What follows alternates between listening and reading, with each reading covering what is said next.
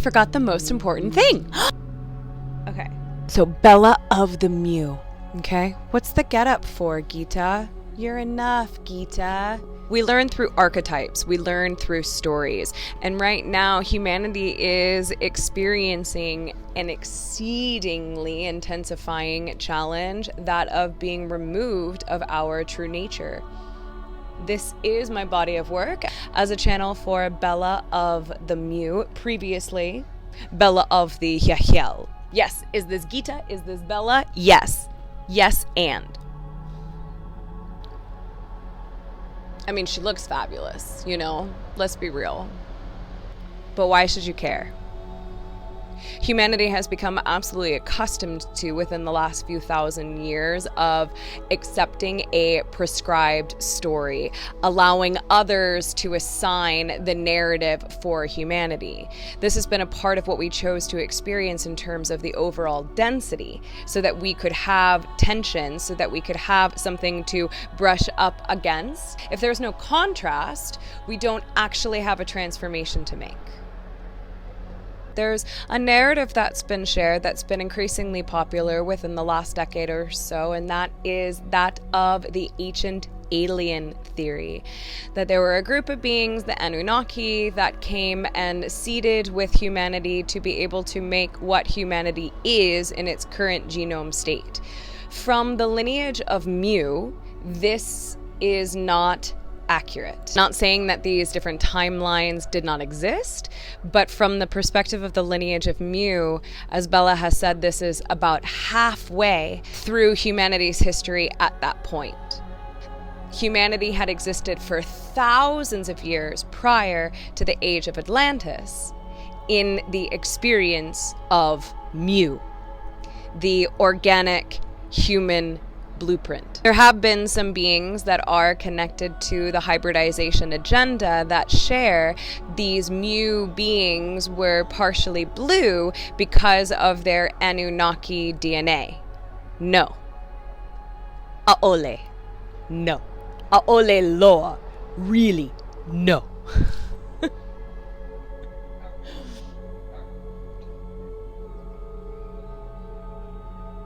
I won't go into all of the layers of the blue and the uli, not just quite yet. There's a lot of things that get very easily mistranslated because we are expanding our capacity to feel voltage, to feel emotion, the electricity of emotion. And as we are allowing ourselves to return to our innate capacity, the innate capacity of our nervous system, as we are making that return back, the quote-unquote evolution, the ascension is a return back. As we make that return back, we are expanding our capacity within our body to actually appropriately translate. So there's been a lot of mistranslation. From the perspective of the lineage of Mu, the potential interweaving of different beings with the human genome picks up way later in the age of Atlantis. The memories of Mu are something that are innate to each and every one of us. Links. Ulu. Mahalo ke oni hanale, mahalo mo'oku o hao mahat. Again, there needs to be the experience of a narrative. There needs to be the experience of story so that humanity can have something to move through, to push through. So to those that are very much, and I will say the word enmeshed in teachings of some of these extraterrestrial channels, let's just look at the absolute foundation of the story. Humanity is aiming to come into its remembrance, its recovery of its spiritual nature physicalized. Right? We've been having the experience of separation, wanting to come into our true selves, wanting to return to our true selves. Just as a story, it's not a very successful movie for the character of the human to rely on the coming of extraterrestrials, or even to have an extraterrestrial be the one that becomes the guru. Having a guru in and of itself, we are reaching the point where that is outdated. We're aware of that, many of us. But within these different communities, within these reliance on different channelers, there then is the re-emphasis of the exact type of relationships based upon dependency and control. It's very ironic. We are utilizing the energy of paradox to even create our experience. So we are dancing with the energy of irony itself. I am Professor Paradox. So it's not a good story if the human is continuing to eject out of itself. If the human is continuing to emphasize, I'm not from here, I don't belong.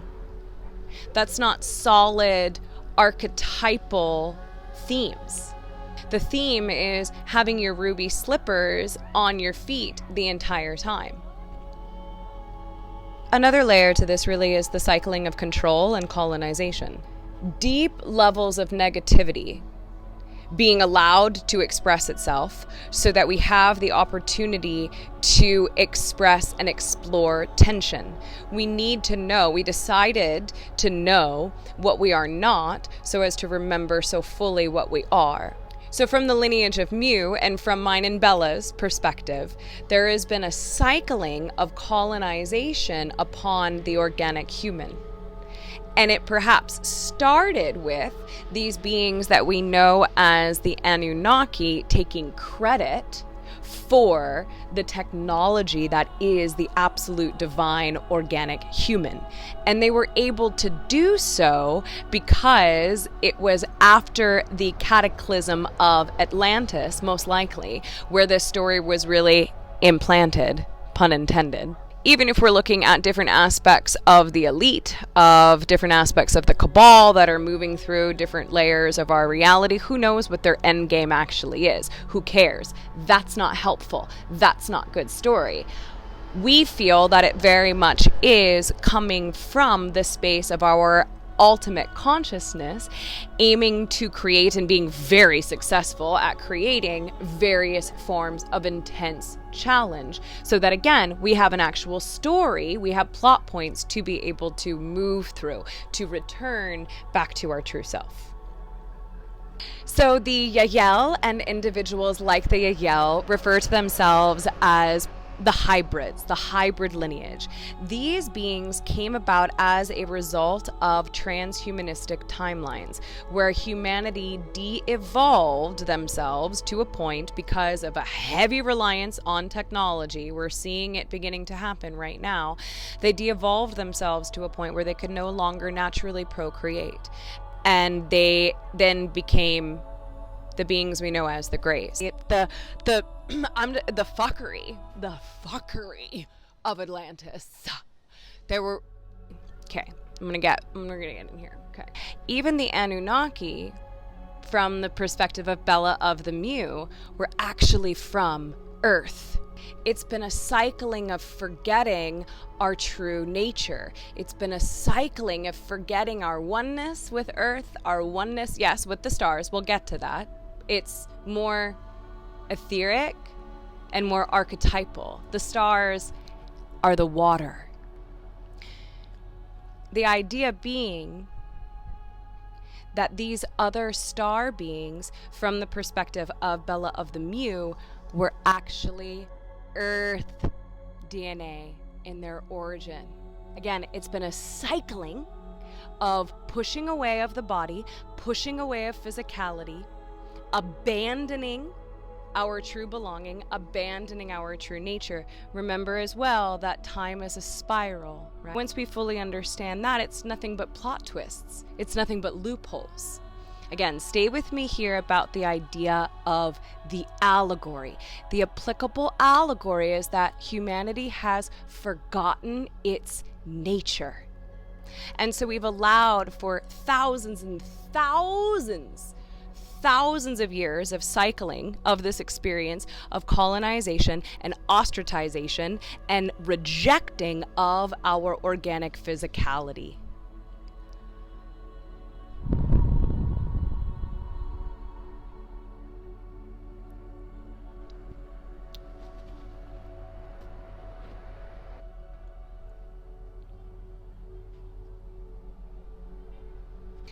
For those of us that are honest, this is a lot to feel. It's a lot to dismantle. It's a lot to allow ourselves to actually integrate. And I am speaking directly to individuals that are very much enmeshed in these new age ET channeling concepts.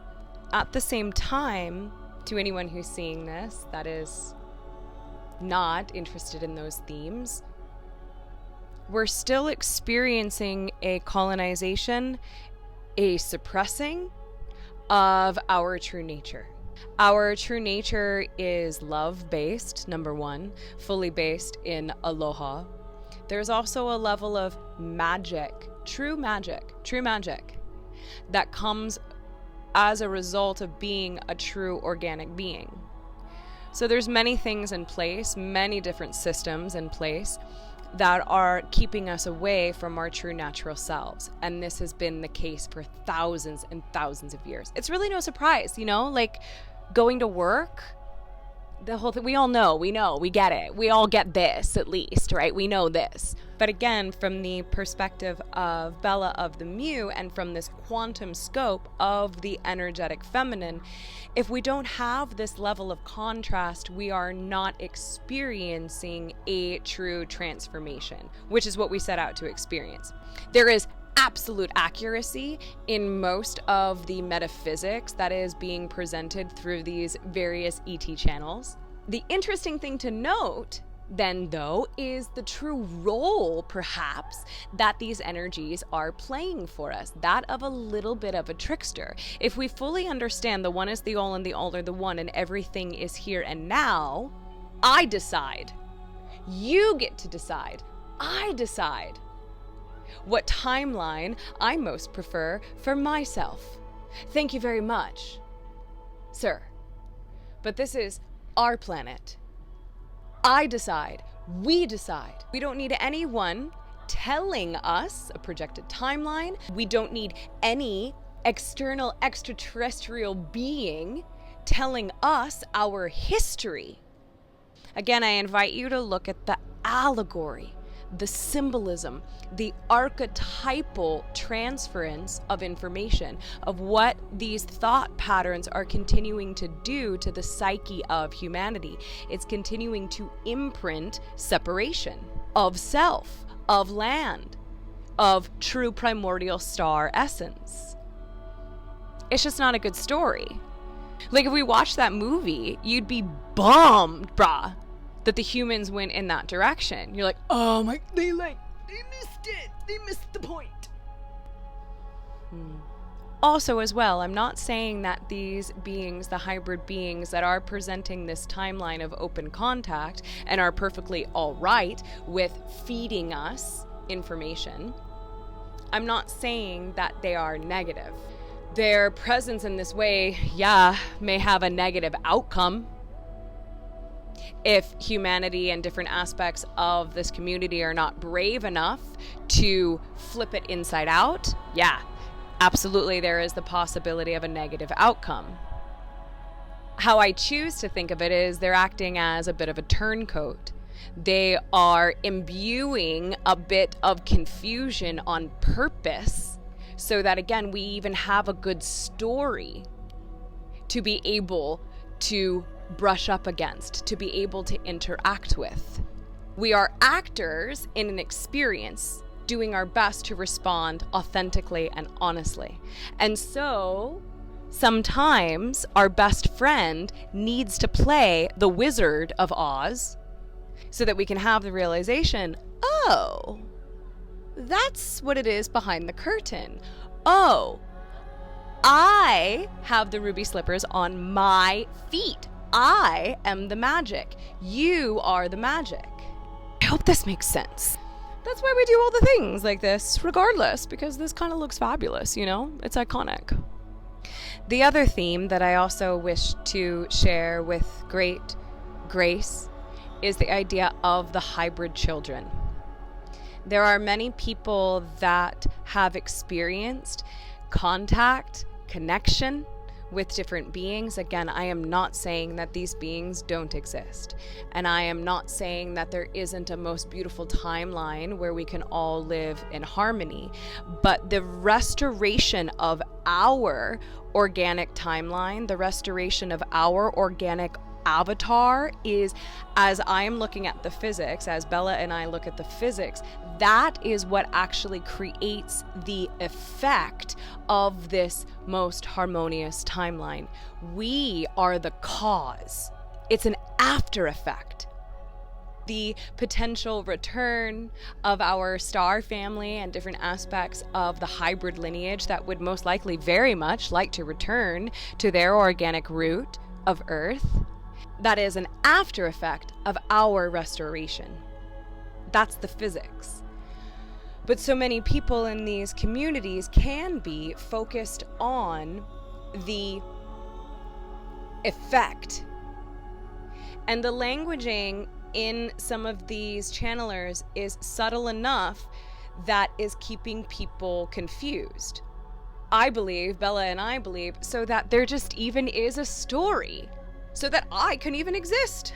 There needs to be tension, there needs to be contrast. There is also this idea of the translations that are coming through the human mind. Again, we're having an experience where we are disconnected from the oracle space, from our energetic feminine. Many of us don't really even know what this space feels like, what the higher mind embodied actually feels like. And so without being landed in that space, there is going to be mistranslation. Am I operating from some mistranslation? Probably. Sure. But again, stick with me.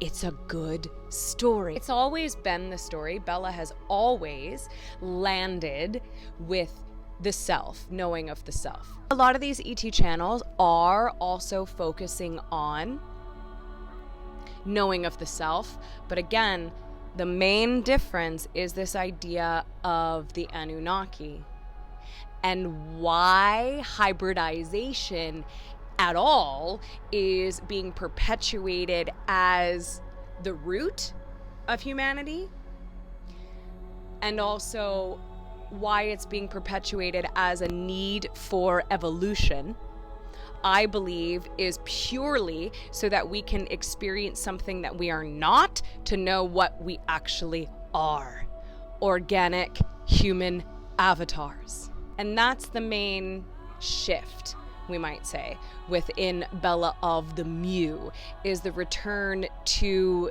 the original blueprint of humanity.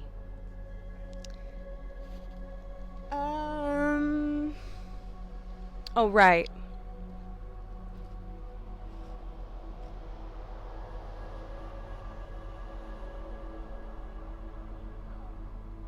It can be really challenging to feel the extent of the contrast that is occurring.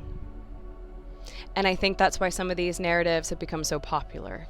Even though people within the community say that these beings are not saviors, there's a tinge of that being there.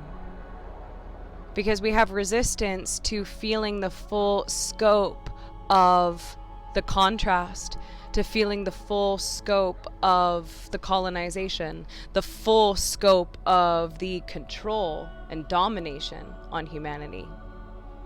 But the irony and paradox is that when we allow ourselves to pull that camera lens as far back as possible to be able to really see it like a movie, it actually then gives us more power. I'll just speak for me. I know that from my perspective, it allows me to feel the macrocosm in my microcosm. That's annoying.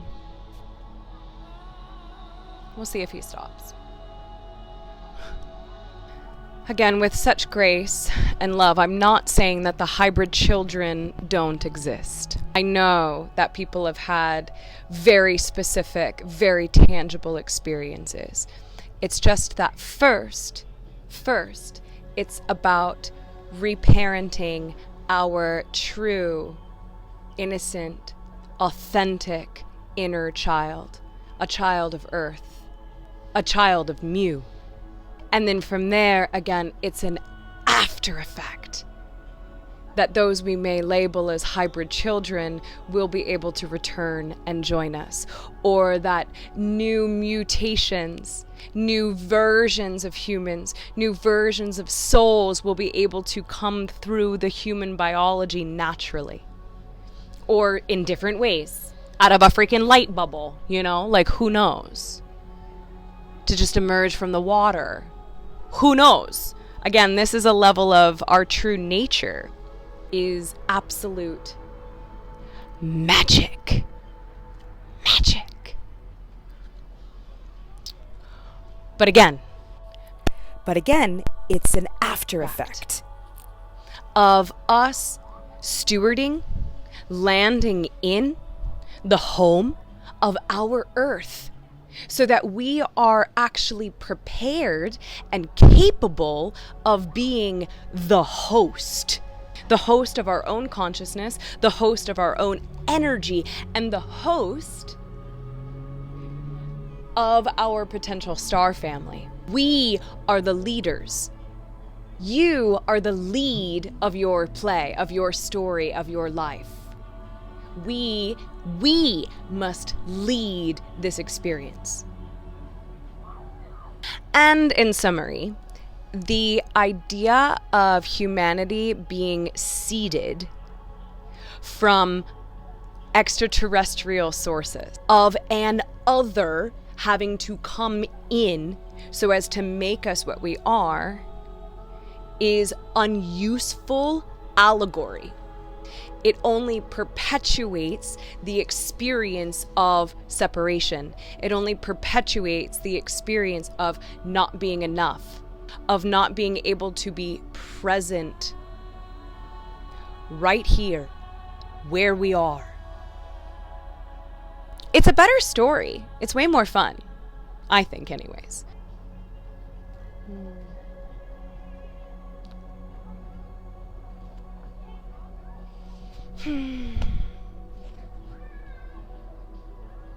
And also, everyone is allowed, absolutely, to experience and feel and think what they want. I just know for me personally, once I made this return back to the lineage of Mu and the activation of my own translations of the lineage of Mu, I just feel better in my body. I have less anxiety. There is far more honesty. There's more synchronicity. There's more connection with nature. There's more simplicity. There is more magic. And for some, it may be relevant. It may be relevant to go on a different trail, up a different side of the mountain.